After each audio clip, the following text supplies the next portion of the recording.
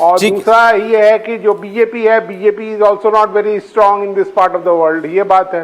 तो खाली रह गए केसीआर। तो केसीआर वैसे 10 साल है पार्टी पावर में, परंतु एंटी इनकम्बेंस इफेक्ट तो हो रहा है, तो ये बात है जी। तो वो अब दिख रहा है साहब, कांग्रेस हो या बीजेपी, ये दूसरे तीसरे नंबर की लड़ाई लड़ती हुई दिखाई दे रही है। सर मैं अपर तेलंगाना का भी डेटा सामने रख देता हूं, उसके बाद ये तेलंगाना की तस्वीर हमारे लिए बिल्कुल क्लियर हो जाएगी। केसीआर की हैट्रिक या फिर कांग्रेस पार्टी कोई करिश्मा करती है इस बार तेलंगाना में। आपके सामने अपर तेलंगाना की 49 सीटें जो हैं वो आने जा रही हैं। अब क्या कहता है हमारा सर्वे, हमारा ओपिनियन पोल। ये वो इलाका है जहां आदिलाबाद, निजामाबाद, करीमनगर, वारंगल, महबूबनगर, खम्मम, पेड्डापल्ली ये सारे जिले आते हैं और ये 49 सीटें हैं इस रीजन के अंदर। देखिए कि यहां पर क्या हुआ 2018 में और इस बार क्या होता हुआ दिखाई दे रहा है। 18 में यह इलाका पूरी तरह केसीआर के रंग में रंगा था। 2019 में बीजेपी ने आदिलाबाद, निजामाबाद और करीमनगर की लोकसभा सीटें जीती थी और उस वक्त लगा था कि तेलंगाना में एक बड़ा उलटफेर होगा, उसकी शुरुआत हुई है। लेकिन क्या ऐसा हो रहा है आज 2023 पे पहुंचते पहुंचते? आपके सामने डेटा आने जा रहा है। अब 49 सीटों वाला अपर तेलंगाना, बीआरएस यहां 27 सीटें जीत सकती है। ये 8 सीटों का नुकसान होगा 2018 से। बीजेपी को 4 सीटों का फायदा, और पिछली बार एक भी सीट नहीं थी, इस बार 4 सीटें बीजेपी यहां से निकाल सकती है। कांग्रेस को 7 सीटों का मुनाफा इस रीजन में हो सकता है, 17 सीटें कांग्रेस जीत सकती है। एआईएमआईएम 0, अन्य 1। और टैली आपके सामने। अब हमारा जो ओपिनियन पोल है उसकी पूरी ओवरऑल 119 सीटों का आंकड़ा आ चुका है। बीआरएस 70 सीटों के साथ एक मेजॉरिटी सरकार एक बार फिर बनाने में कामयाब होगी। हमें आज के हालात में ऐसा लगता है। इंडिया टीवी और सीएनएक्स के सर्वे के मुताबिक 70 सीटें जीतकर केसीआर तीसरी बार एक बार फिर मुख्यमंत्री बन सकते हैं। जीत की हैट्रिक लगा सकती है केसीआर की पार्टी। आप बात कीजिए कांग्रेस पार्टी की, तो कांग्रेस पार्टी का ग्राफ काफी उठता हुआ दिखाई दिया। 34 सीटों पर कांग्रेस पार्टी बढ़ रही है। ये 15 सीटें ज्यादा हैं पिछली बार से। प्रमुख चुनौती कांग्रेस पार्टी की तरफ से ही मिल रही है केसीआर को, इसमें कोई शक नहीं है। लेकिन कांग्रेस पार्टी जैसी अपेक्षा राहुल गांधी या सोनिया गांधी करते हैं, उन्होंने तो डिक्लेयर किया है कि उन्होंने कहा भूलिएगा मत कि हम जीतने जा रहे हैं, लिख कर रख लीजिए। वैसा कुछ नहीं हो रहा तेलंगाना में। अभी भी बड़े मजबूत हैं केसीआर। लेकिन भारतीय जनता पार्टी का प्रदर्शन सबसे ज्यादा निराशाजनक है तेलंगाना के अंदर। एक बार 4 सीटें जीतकर लोकसभा की बीजेपी ने जो स्पार्क दिखाया, ग्रेटर हैदराबाद म्युनिसिपल कॉर्पोरेशन में नंबर 2 पार्टी बनकर जो लगा बीजेपी का ग्राफ उठने वाला है। विधानसभा चुनाव आते आते बीजेपी का जिसे कहते हैं स्टीम पूरी तरीके से निकल गई।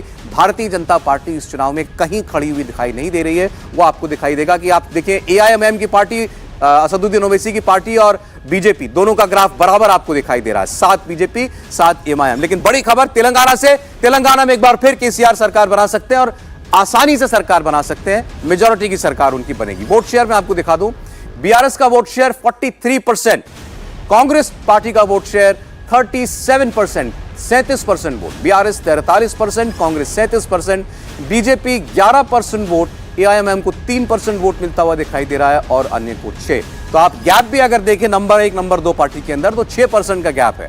यानी बीआरएस के बीच में और कांग्रेस पार्टी के बीच में 6% का मार्जिन, काफी बड़ा मार्जिन होता है चुनावों के अंदर। वो आपको सीटों के अंदर रिफ्लेक्ट होता हुआ दिखाई दे रहा है। जो भी कुछ सभाओं से कुछ लोगों ने अंदाजा लगाया हो, सब अंदाजे गलत। एक बार फिर तेलंगाना के किंग केसीआर ही साबित हो रहे हैं। नहीं, मुझे लगता है सौरभ जी 2-3 बड़ी महत्वपूर्ण बातें हैं। ये जो सर्वे है, इसके बाद, इसको देखने के बाद वो बातें और महत्वपूर्ण हो जाती हैं। भारतीय जनता पार्टी में तेलंगाना में वो ऐतिहासिक गलती करती हुई दिख रही है। अब कोई पार्टी कहेगी नहीं कि हम गलती करते हैं, जिसको कांग्रेस अक्सर करती थी। कांग्रेस पार्टी अक्सर अपने उन राज्यों में जहां उसको लगता था कि भारतीय जनता पार्टी कुछ मजबूत ना हो जाए, तो उसके लिए क्षेत्रीय दलों को मजबूत होते हुए देखना चाहती थी, खुद थोड़ा सा पांव पीछे खींच लेती थी। तेलंगाना कोई भारतीय जनता पार्टी का राज्य नहीं रहा, लेकिन हैदराबाद होने की वजह से, और जिसको हम कहते हैं एक वैक्यूम था नेशनल पार्टी का, राष्ट्रीय पार्टी का ना होना ये देश के किसी हिस्से में, भले ही हर कोई कहे कि दक्षिण भारत में भारतीय जनता पार्टी का कुछ होता नहीं कर्नाटक के अलावा, लेकिन होता है। एक नेशनल एस्पिरेशन हर जगह के वोटर की होती है। एक बड़ा वर्ग होता है जिसको आप 10% से लेकर 30% तक का वोटर कहते हैं, लेकिन वो जब दिखता नहीं कोई ना, तो विकल्पहीनता में वो वोटर सटक जाता है।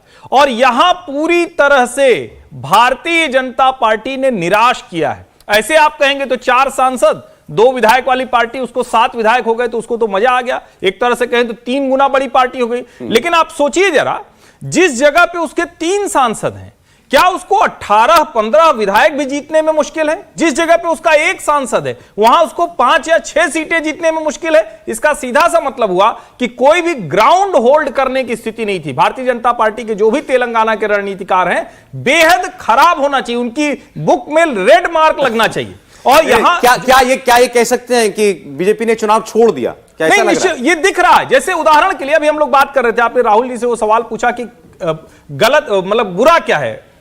इतना परिवारवाद और भ्रष्टाचार का आरोप जो प्रधानमंत्री नरेंद्र मोदी का सबसे बड़ा हथियार है, सबसे बड़े निशाने पर तो केसीआर हो सकते थे, क्यों हमला नहीं किया गया?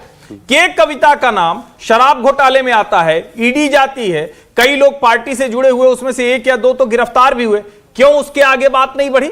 और जिस परिवारवाद और भ्रष्टाचार पर भारतीय जनता पार्टी जिसको कहते हैं कि कोई कुछ कसर नहीं छोड़ती, वहां वो क्यों रह जा रही है? और इसमें जो सबसे मुझे महत्वपूर्ण दिखता है कि क्या दक्षिण के राज्यों में, जिसको हम कहते हैं कि वहां के लोगों से वहां का स्थानीय नेता, स्थानीय नीति, स्थानीय कार्यक्रम, उसमें भारतीय जनता पार्टी अभी बहुत चूक रही है। यही वजह है कि तेलंगाना हो या आंध्र प्रदेश, उनकी स्थिति बहुत बेहतर नहीं। बीजेपी के लिए वाकई बहुत निराशाजनक है। जीतना छोड़िए, आप चैलेंजर भी नहीं बन पा रहे हैं सज्जन तेलंगाना के अंदर। देखिए, इसमें अगर हम देखें तो कांग्रेस की स्थिति जो अभी तक खराब रही है, अगर नेचुरली आप देखें तो 2018 में कांग्रेस ने एक गलती की। एक तो उसे श्रेय मिलना चाहिए था तेलंगाना बनाने का, वो मिला नहीं। और एकमात्र पार्टी जो तेलंगाना के फॉर्मेशन के विरोध में खुल के थी वो थी टीडीपी। 2018 में आपने क्या किया कि तेलुगु देशम पार्टी के साथ अलायंस कर लिया और चुनाव लड़ा। तो उससे क्या हुआ कि जो कांग्रेस का अपना सपोर्ट बेस था उसमें भी नाराजगी आई। तो आप देखें कि 29 और 3 32% वोट जो है कांग्रेस का, उससे ज्यादा होना चाहिए था। और उसका कारण यह हुआ कि वो नाराज जो तबका जो कांग्रेस का वोटर होता 2018 में, चूंकि टीडीपी की इमेज, चंद्रबाबू नायडू की इमेज तेलंगाना विरोधी इमेज है और उसका नुकसान कांग्रेस को मिला। इस बार क्या है कि आप देखिए 2 चीजें हो रही हैं। एक कि कांग्रेस सीधा लड़ाई लड़ रही है, उसमें टीडीपी के साथ कुछ नहीं है। दूसरा, आंध्र प्रदेश में जो जगन रेड्डी और चंद्रबाबू नायडू की जो झगड़ा है, उसमें यह भी संकेत आ रहा है कि बीजेपी चंद्रबाबू नायडू को लेकर थोड़ी सॉफ्ट है। दूसरी बात यह है कि राहुल गांधी का जो बी टीम का आरोप ओवैसी पे है, वो कहीं ना कहीं मोदी जी ने जब कहा कि केसीआर शामिल होना चाहते थे बीजेपी में, तो मुस्लिम्स में यह संकेत गया कि ओवैसी और केसीआर जो कुछ भी हो वो बिल्कुल बीजेपी विरोधी प्लैंक में कांग्रेस से आगे नहीं है। तो हैदराबाद रीजन में तो मुस्लिम्स का वोट का कंसोलिडेशन हो जाएगा ओवैसी के कारण, लेकिन बाकी जगह मुस्लिम वोट भी नहीं मिलेगा। और तीसरी चीज, जहां पे ओबीसी 50% से ज्यादा है बैकवर्ड कास्ट, वहां पे आपने एक बैकवर्ड कास्ट प्रेसिडेंट बंदी संजय कुमार को हटा के एक रेड्डी कैंडिडेट को बना दिया। तो ओबीसी फैक्टर में कांग्रेस जहां नैरेटिव ला रही है, आप उसको भी छोड़ रहे हैं। तो कारण यह है कि 18 की तुलना में कांग्रेस जो है नंबर 2 के लिए ज्यादा फायदे में है, क्योंकि ओबीसी फैक्टर बीजेपी लूज कर रही है, मुस्लिम वोट डिवाइड हो रहा है। सारी वजह आपने बताया, कांग्रेस क्यों ऊपर दिखाई दे रही है और बीजेपी का ग्राफ क्यों एक बार उठने के बाद फिर नीचे आया। एक बार जरा सर्वे में कुछ सवाल था मुख्यमंत्री के चेहरे को लेकर के, तो इससे आपको पता चलेगा कि बाकी पार्टियां जो हैं, इनके जनता इनमें अपना कोई मुख्यमंत्री का उम्मीदवार देखती भी है क्या, किसी भी नेता को? तो देखिए जरा लोगों के जवाब, जब सवाल आया कि आप मुख्यमंत्री किसको चुनना चाहते हैं, 43% लोग जो हैं वो केसीआर को मानते हैं कि ये अच्छे मुख्यमंत्री हैं, इनके काम से वो संतुष्ट हैं। 43% लोग केसीआर को सीएम देखना चाहते हैं। कांग्रेस पार्टी के रेवंत रेड्डी काफी पॉपुलर हैं, 30% लोगों की राय में रेवंत रेड्डी अच्छे सीएम साबित हो सकते हैं। और तीसरे नंबर पर कौन है?